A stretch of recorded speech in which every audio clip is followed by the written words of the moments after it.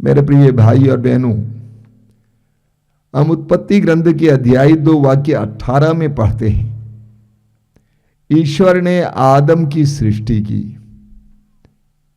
और ईश्वर ने आदम को देखा और ईश्वर ने कहा, अकेला रहना मनुष्य के लिए अच्छा नहीं है। अकेला रहना मनुष्य के लिए अच्छा नहीं है, यानी मनुष्य अकेले रहने के लिए नहीं बुलाया गया है, बनाया गया है। मनुष्य एक सामुदायिक प्राणी है, एक सामाजिक प्राणी है।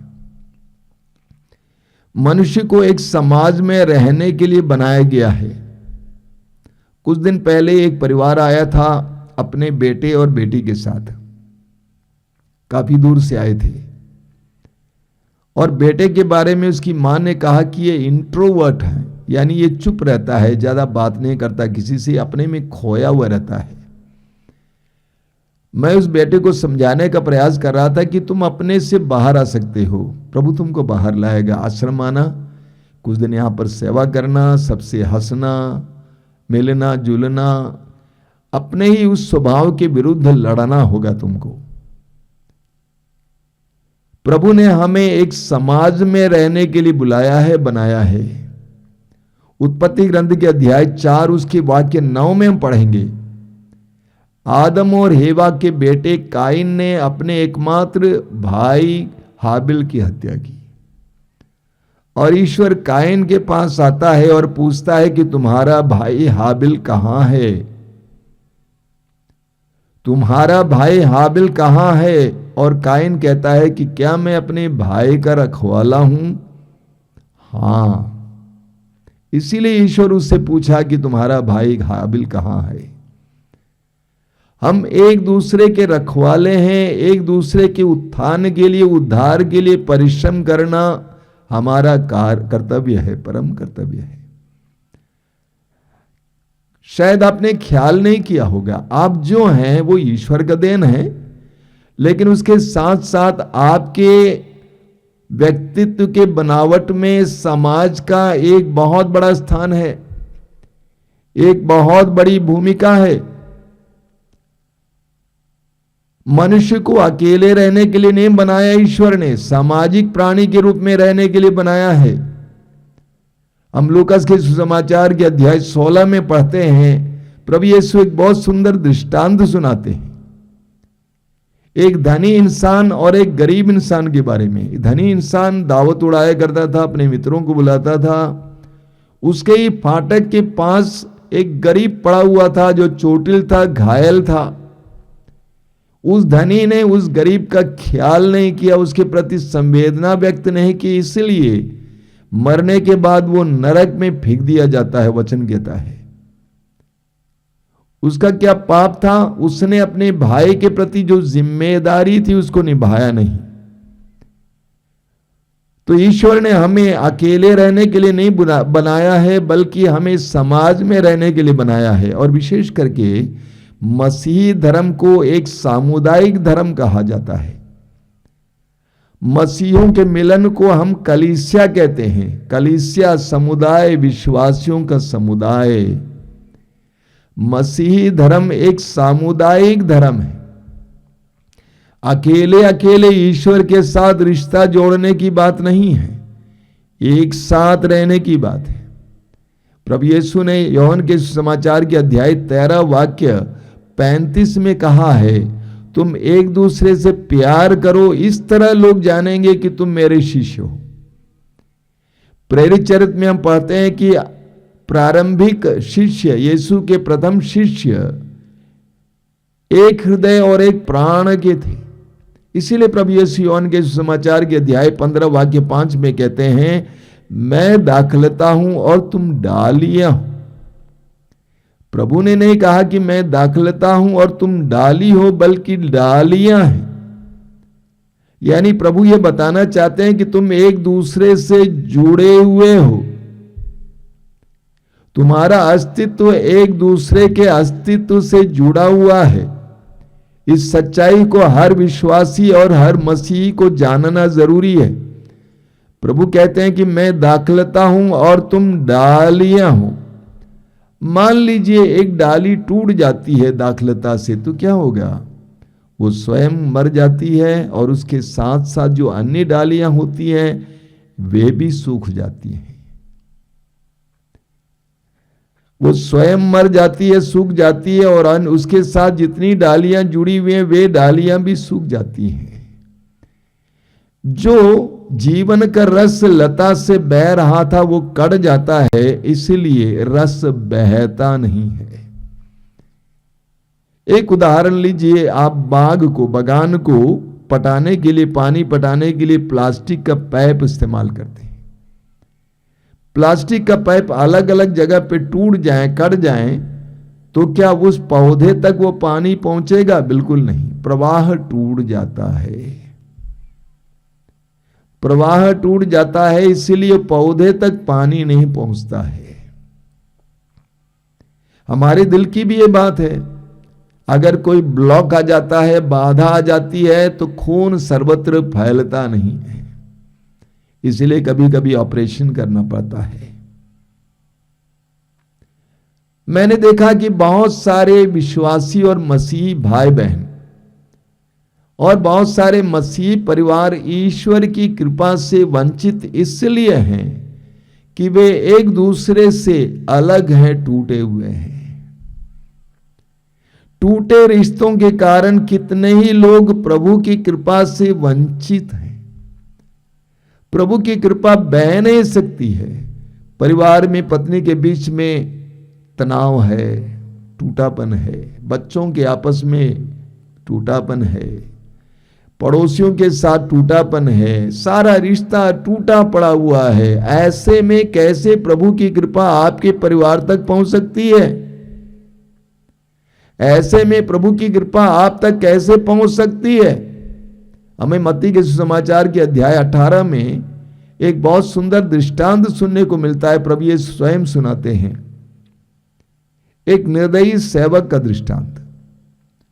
उसके लाखों रुपयों का कर्ज था, उसके मालिक ने उसको क्षमा कर दिया, लेकिन उसका एक सहज सेवक था जिसका कुछ सैकड़ों रुपयों का कर्ज था, लेकिन वो उसको क्षमा करने को तैयार नहीं हुआ। वो उसको पकड़कर बंदी गृह में डलवा देता है। जब मालिक को पता चलता है तो मालिक उसको बुलाता है और उस पर जो भी दया दिखाई उसको वापस ले लेता है। एक बहुत जबरदस्त दृष्टांत है।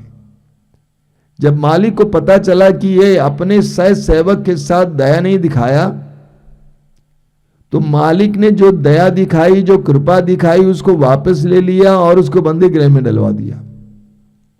जब उसका सारा कर्ज माफ किया गया तो उसको और उसके परिवार को कितने आनंद और आजादी का एहसास हुआ होगा। लेकिन सिर्फ इसलिए कि उसने अपने सहज सेवक को क्षमा नहीं किया, माफ नहीं किया, मालिक ने उसको वापस बुलाया और उसका जो ऋण था उसको चुकाने के लिए बाध्य किया और उसको जेल में बंदी गृह में डलवा दिया। कितनी बड़ी गलती थी उसकी। जो कृपा उसको मिली थी, जो माफी उसको मिली थी, उसको अपने सहज सेवक को दिखाना चाहिए था। अगर वो दिखाता तो वो अपनी सारी जिंदगी आनंद और आजादी में बिताता। हमारे साथ भी कुछ ऐसा ही होता है।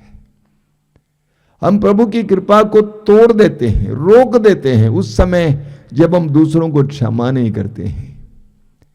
यूहन्ना के पहले पत्र के अध्याय 4 उसके वाक्य 8 में यूहन्ना कहते हैं, ईश्वर प्रेम है और जो प्रेम नहीं करता है वो ईश्वर को नहीं जानता है। ईश्वर प्रेम है और जो प्रेम नहीं करता है वो ईश्वर को नहीं जानता है। बाइबल में जानने का मतलब है अनुभवी ज्ञान प्राप्त करना। यूहन्ना कहता है जो दूसरों को क्षमा नहीं कर पाता है वो ईश्वर को अनुभव नहीं कर पाता है, क्योंकि वो प्रेम है। हम संत पौलुस का उदाहरण लेंगे। पौलुस अपना उदाहरण देते हैं हमें आज। एक बहुत सुंदर प्रसंग है। कुरिन्थियों का पहला पत्र अध्याय 4 उसके वाक्य 12 और 13 में पौलुस कहते हैं, लोग हमारा अपमान करते हैं और हम आशीर्वाद देते हैं। लोग हमारा अपमान करते हैं और हम आशीर्वाद देते हैं, वे हम पर अत्याचार करते हैं और हम सहते जाते हैं। वे हमारी निंदा करते हैं और हम नम्रतापूर्वक विनय करते हैं। जब लोग हमारे ऊपर प्रहार करते हैं, हमको गालियां देते हैं, हमारा उपहास करते हैं, अपमान करते हैं, तो हम कितना रूठ जाते हैं। उनके साथ हमारे रिश्ते को हम आसानी से टूटने नहीं देते हैं। पौलुस कहते हैं कि मैं ऐसा नहीं होने देता हूं। लोग हमारा अपमान करते हैं, हम आशीर्वाद देते हैं, और हमें ये करना है। एफेसियों के पत्र के अध्याय 4 में उसके वाक्य 2 और 3 में संत पौलुस कहते हैं, आप पूर्ण रूप से विनम्र, सौम्य तथा सहनशील बने, प्रेम से एक दूसरे को सहन करें और शांति के सूत्र में बंधकर उस एकता को बनाए रखने का प्रयत्न करें जिसे पवित्र आत्मा प्रदान करता है। पवित्र आत्मा ने प्रभु यीशु के उस महान बलिदान के द्वारा, उस पर विश्वास के द्वारा हमें एक दूसरे से जोड़ा है। और पौलुस कहते हैं, आप पूर्ण रूप से विनम्र, सौम्य तथा सहनशील बने, प्रेम में एक दूसरे को सहन करें, इस तरह शांति के सूत्र में बंधकर उस एकता को बनाए रखने का प्रयत्न करें जिससे पवित्र आत्मा प्रदान करता है।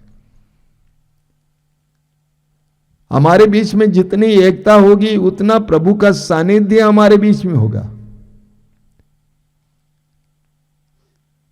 एक बहुत सुंदर गीत हमें सुनने को मिलता है हिंदी में, जहां प्रेम, शांति, करुणा बसता है वहां ईश्वर का निवास होता है। हम जितना एक दूसरे से जुड़ जाएंगे, जितना हमारे बीच में एकता बनी रहेगी, उतना प्रभु की कृपा हमारी ओर बहेगी। यह एक सच्चाई है मेरे भाई और बहनों। और ये आगमन काल हमारे लिए प्रभु के कल्याण, प्रभु की कृपा को प्राप्त करने का समय है। ये समय हमारे लिए टूटे रिश्तों को जोड़ने का समय है, ताकि प्रभु के आने में, प्रभु की कृपा की बहाव में हमारे जीवन में कोई बाधा ना हो। प्रभु की कृपाएं, प्रभु का अनुग्रह हमारी ओर, हमारे परिवार की ओर बहें। मैं आप सभी से अनुरोध करूंगा कि इन दिनों ढूंढें, पाएं कि मेरा रिश्ता किन किन लोगों के साथ टूटा पड़ा हुआ है, किन किन लोगों के साथ टूटा पड़ा हुआ है। प्रभु के वचन को याद करना, मैं दाखलता हूं और तुम डालिया हूं। किन किन लोगों के साथ मेरा रिश्ता अच्छा नहीं है, कड़वा है, मधुर नहीं है, उन सबके साथ रिश्ता जोड़ने का समय है ये आगमन काल, ताकि हम कृपा के लिए माध्यम बने और स्वयं कृपा का एहसास कर सके। आइए हम प्रार्थना करें। धन्यवाद देते हैं प्रभु आज के सुंदर दिन के लिए, इस पवित्र समय के लिए धन्यवाद देते हैं। हम धन्यवाद देते हैं क्योंकि तूने अपने पवित्र रक्त के द्वारा हमें खरीदा है और हमें एक किया है। जब जब हम एक दूसरे से रूठते हैं, रिश्ता तोड़ते हैं, हम तेरे उस महान बलिदान का अपमान करते हैं, तिरस्कार करते हैं। प्रभु यीशु हमें कृपा दीजिए कि हम एक दूसरे को प्रेम से ग्रहण कर सके, जो टूटे रिश्ते हैं उसको जोड़ सके, और इस प्रकार तेरे आगमन के लिए, तेरी कृपा की प्राप्ति के लिए हम अपने आप को तैयार कर सके। ऐसा ना हो कि हमारे टूटेपन के कारण, हमारे क्रोध और वैमनस्य के कारण, हमारे ईर्ष्या, जलन और दुश्मनी के कारण तेरी कृपा हमारी ओर बहने से रुक जाए। हमारी प्रार्थना को ग्रहण कर, आमीन।